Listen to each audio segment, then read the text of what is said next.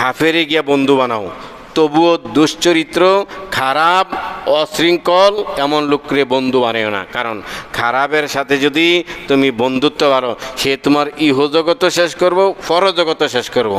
মনে করেন এই গাঞ্জাখোর, মদখোর, এগুলা হের লোকে আপনি বন্ধু বানাইছেন, হে অস্ত্রধারী, সন্ত্রাসী, চাঁদাবাদী, সে অন্যায়ভাবে মানুষের টাকা খায়, জুলুম করে টাকা খায়, সিগারেটের দাম দেয় না, গাড়ি তুটলে জোর করে ভাড়া দেয় না, অটোওয়ালারা কয় আমি কোটা বিরোধী, আমি কোটার লোক, অত কয় আমি আওয়ামী লীগের লোক, অত আমি বিএনপির লোক, অত আমি এলাকার নেতা, কিসের ভাড়া দেবো, এরম করে খায়। এরম লোকরে যদি বন্ধু বানান, সে আপনার ইহজগত শেষ করব, পরকালে শেষ করব।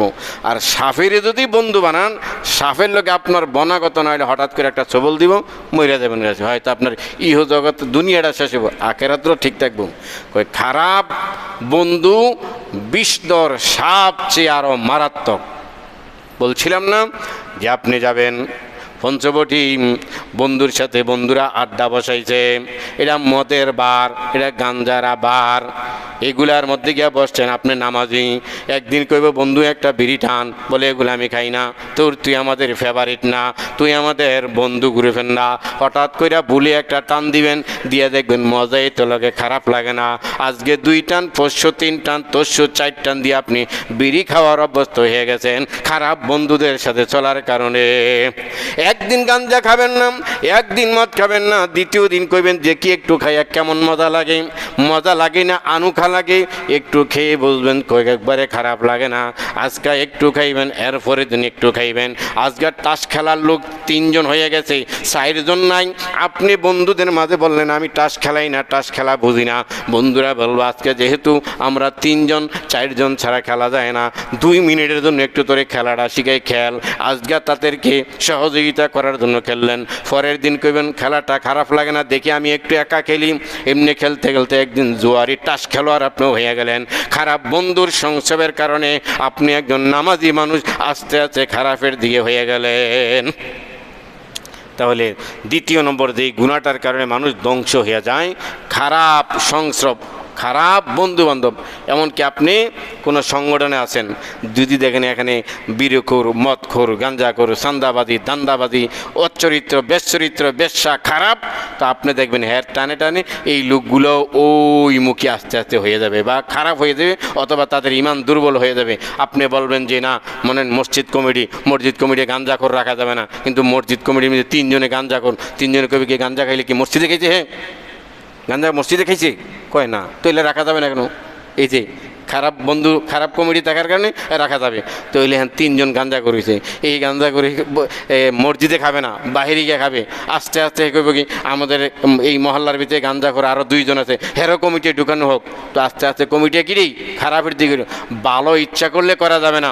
আপনি বলবেন আপনি নেককার হাজি সাহেব, আপনি বললেন যে মসজিদের এই যে একটা বারান্দা করা হোক বা 2তলা 3তলা হোক, গাঞ্জা করা গেলো না। এখন বারান্দা করা কি দরকার? বারান্দা মসজিদের কয়জন নামাজ আছে, শুক্রবারে না কিছু আসে, 5 ওয়াক্ত আসে না। এই যে আপনি স্থমিত হয়ে গেলেন, থাক ঠিক আছে। তো তাদের মন মানুষের নিচু, সেই মন মানুষের সিদ্ধান্ত আপনার কাছে রায় দিবে, তা আপনাদের কাজ এগিয়ে যাবে না। এই জন্য কোনো কমিটিতেও গাঞ্জাখোর, পাঞ্জাখোর, শেপখোর, চাচা, এমন চাচা মানে চাচতে চাচতে রান্দা দিয়ে চাচলে একবারে মনে করেন যে বার্নিশ করলে যেমন, এমন চাচা কবিরা গুনাহ। প্রকাশ্যে কবিরা গুনাহ হইল ফাসিকি, গোপনে কবিরা গুনাহ হয়ে গেছে, আল্লাহর কাছে মাপ চাইলে আল্লাহ মাপ দিবি। প্রকাশ্যে কবিরা গুনাহ যেমন একটা দাড়ি চাচা, যারা চাচতেছেন তারা আবার আমার সাথে রাগ করে না, এই দাড়ি চাচা এটা কবিরা গুনাহ, আর এটা প্রকাশ্যে কবিরা গুনাহ। এটা আপনি বাথরুমে গেলেও আপনার নামে কবিরা গুনাহ লেখা হইতেছে, আপনি রাত্রে ঘুমাইতেছেন আপনার নামে কবিরা গুনাহ লেখা হইতেছে, আপনি নামাজে দাঁড়া রয়েছেন আপনার নামে কবিরা গুনাহ লেখা হইতেছে, আপনি মাহফিলে বয়ে রয়েছেন আপনার নামে কবিরা গুনাহ লাগে, মানে দাইমি কবিরা গুনাহ। কারণ আপনি বাথরুমে গেল চাচা, মসজিদে গেল চাচা, মাহফিলে গেল চাচা, বাজারে গেল চাচা, চাচা আপনি নাই। তো সুতরাং এই গুণাটা যেহেতু দাইমি, সার্বক্ষণিক, তো এটার গুণাও লেখা হয় সার্বক্ষণিক। একটা গুনাহ করছেন, 10 মিনিট মিথ্যা কথা বলছেন দোকানে বসে, এই 10 মিনিট আপনার নামে গুনাহ লেখা হয়েছে। বাহি আর 23 ঘন্টা 50 মিনিট আপনার আমাদের গুণা লেখা হচ্ছে না। কিন্তু আপনি যে চাইচা রাখছেন, রাত্রেও চাচা, দিনও চাচা, 24 ঘন্টা চাচার গুণে আছে, চাইচা রাখেন, 24 ঘন্টা আপনার নামে গুণা লেখা হচ্ছে। আর এটা হলো এমন দায়মি গুণা যে অন্য গুণা রাত্রে করছেন, দিনে করছেন, আড়ালে করছেন, কেউ দেখে নাই, বোঝে নাই, স্বয়ং আল্লাহ দেখছে, ফেরেশতারা লিখছে, আল্লাহ দেখছে, ফেরেশতারা লিখছে।